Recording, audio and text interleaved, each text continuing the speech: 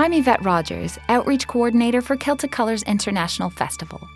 Over the years, I've been so fortunate to travel to almost every corner of Cape Breton Island to work with some remarkable people who help make their communities what they are. This summer, I traveled around the island and met up with some folks along the way. Join me on a road trip and explore some of the unique communities and vibrant cultures that make this beautiful island the home of our hearts.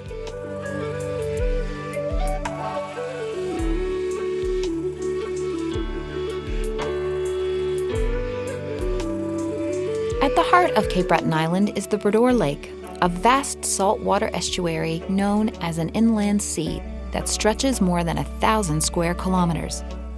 Linked to the ocean along the east coast through the Bredor channels and along the south coast through the St. Peter's Canal, this beautiful lake and surrounding watershed have been designated a UNESCO Biosphere Reserve. The lake is divided into two major basins, which join at Little Narrows and Grand Narrows. The area boasts a remarkable ecosystem.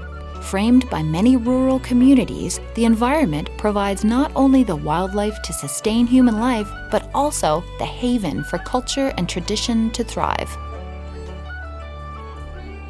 In the 1800s, many Gaelic settlers made their homes along the Bredor.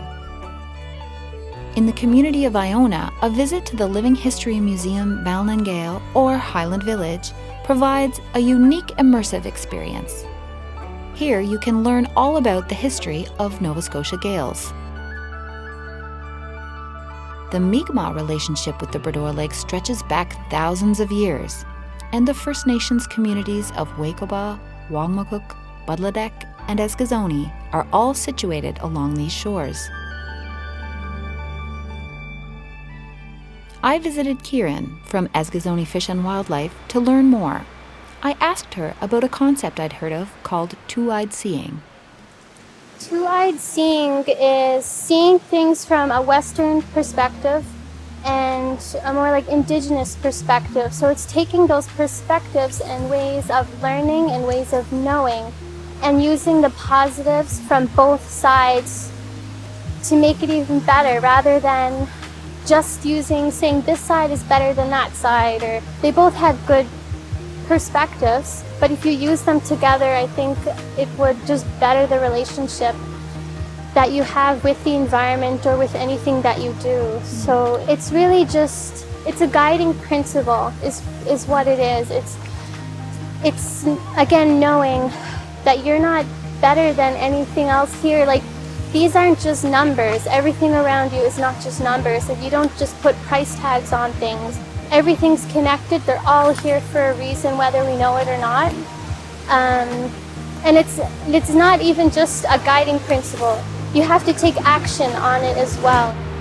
When you have the principle, you're like, okay, cool, but if you're not putting it into action, then it doesn't do enough. You're only taking it halfway, so you have to be action-oriented as well. And just use TwoEyed Seeing as a guiding principle and to just practice those things and how just to make it work best for you. This lake and the land around it is such a special part of people's lives. I think a lot of people here have a lot of respect for the lake, and they have a lot of respect for the area around it, but I know people are very passionate about the Bredor Lake and about the land and the health and about the animals, and whether they're fishing or hunting. It's just who we are. It just means a lot to a lot of people, whether they're in the lake or on the land or not at all. I think everyone just has a lot of respect and a lot of passion for it. I asked Kieran what she would suggest for someone who wanted to learn more about the people and their traditional relationship with the land. I suggest that they look into some of the tours here at Eskasoni's Goat Island. They have really good displays, and if you really want to know like culture and traditions, just take a walk with them. That alone would give you so much knowledge. The trail is very nice. The scenery is really nice all the way around. And again, if there's Any elders around, I say 100% listen to them, talk with them, and you will come out so much wiser than when you first got there.